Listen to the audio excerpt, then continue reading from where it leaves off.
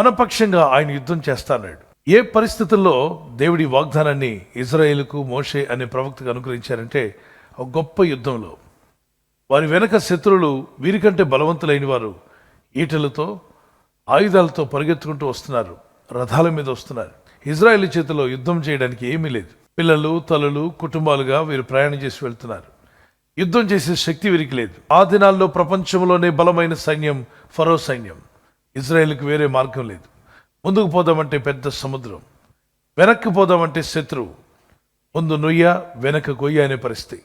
అప్పుడు దేవుడిచ్చిన వాగ్దానం, వెనక శత్రువులు వారిని తరుముతుండగా అన్ని విధాలుగా చిక్కుల్లో ఉన్నాము, సమస్యల్లో చిక్కుకున్నాము, శోధనలో పడిపోయాం, ఊరిలో పడ్డాం, బయటికి రాలేకపోతున్నాం. ప్రతిదినము మన దైనందిన జీవితంలో అనేక యుద్ధాలు ఎదుర్కొంటూ ఉంటాం. ఈ దినం మీ జీవితంలో కొందరు ఆర్థికపరమైన యుద్ధాన్ని ఎదుర్కొంటున్నారు. ఫైనాన్షియల్ ప్రాబ్లమ్స్, క్రిటికల్ సిచ్యువేషన్స్, వ్యక్తిగత కుటుంబపరమైన ఉద్యోగంలో వ్యాపారంలో ఏదో ఒక సమస్య ఒక యుద్ధంలాగా మీతో పోరాడుతుంది. ఎర్ర సముద్రాన్ని లెక్క చేయకుండా దేవుని మాట మీద విశ్వాసంతో ఆనాటి మోషే ముందుకు దూసుకుని పోయాడు. ఆయన రావడాన్ని గమనించిన సముద్రం 2 పాయలుగా చీలిపోయింది.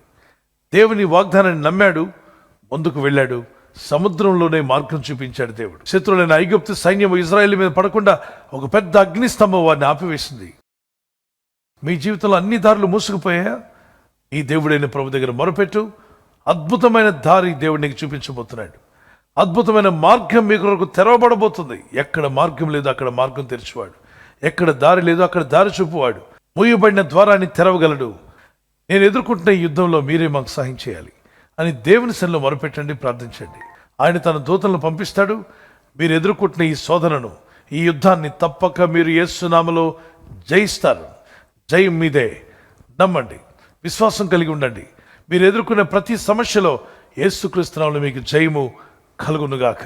బైబిల్లో భక్తుల వల్ల మీరు కూడా విశ్వాసంతో ప్రార్థిస్తూ నిరీక్షణతో ముందుకు సాగి వెళ్ళండి. భయపడకండి. ఎదురవుతున్న ప్రతి యుద్ధంలో దేవుడు మీ పక్షంగా యుద్ధం చేసి మీకు జయం అనుగ్రహించునుగాక. దేవుని కృపా సమాధానాలు మీకు, మీ కుటుంబాలకు యేసు నామములో మీకు తోడై ఉండి నడిపించునుగాక. ఆమేన్. ప్రార్థన చేసుకుందాం. పరిశుద్ధుడా పరలోకపు తండ్రి, మా పక్షంగా యుద్ధం చేయవాడు నీవే నాయనా. మా యుద్ధములు జరిగించేవాడు నీవే.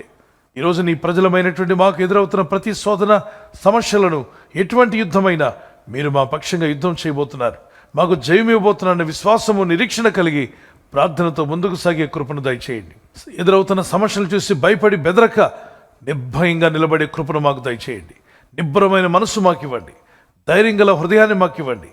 విశ్వాసం కలిగి ప్రార్థించే ఆత్మను మాకు దయచేయండి. యుక్తముగా ఎలా ప్రార్థన చేయాలో మాకు నేర్పండి. నీ ప్రజలు ఎవరైతే అనేక విధాలైన యుద్ధాలు ఎదుర్కొంటున్నారో వారి గొప్ప జయం అనుగ్రహించి మీ నామాన్ని ఘనపరచుకోమని, ఆర్థికపరమైన వ్యాధి రోగాలతో బాధపడుతున్నవారు, ఫైనాన్షియల్ స్ట్రగుల్స్లో ఉన్నవారు, ఫిజికల్ సిక్నెస్తో బాధపడుతున్నవారు, అలాగే ఫ్యామిలీ ప్రాబ్లం, పర్సనల్ ప్రాబ్లం, ఏ సమస్యతో ఉన్నా వారికి యేసు నామములో జయం అనుగ్రహించండి. ఈ రాత్రి నెమ్మదితో పండుకొని సురక్షితంగా కాపాడబడినట్లుగా నీ అగ్ని కంచి వేసి మమ్మల్ని కాపాడండి. మీ చిత్తములో కొనసాగే కృప అందరికీ దయచేయమని యేసుక్రీస్తు ప్రశస్త నామములో వీరందరికీ చక్కని నిద్ర దయచేసి తెల్లవారు లేచి కృపను మాకిమ్మని క్రీస్తు యేసు నామములో అడిగి వేడుకుంటున్నామా పరలోకపు తండ్రి. ఆమేన్. ఆమేన్. ఈ వాగ్దానాన్ని మీతోనే ఉంచుకోకుండా లైక్ చేయండి, షేర్ చేయండి. అనేకులు ఈ యొక్క ఛానల్ సబ్స్క్రైబ్ చేసుకోమని తెలియపరచండి. సబ్స్క్రైబ్ చేయని వారు కూడా సబ్స్క్రైబ్ చేయండి. Good night. God bless you.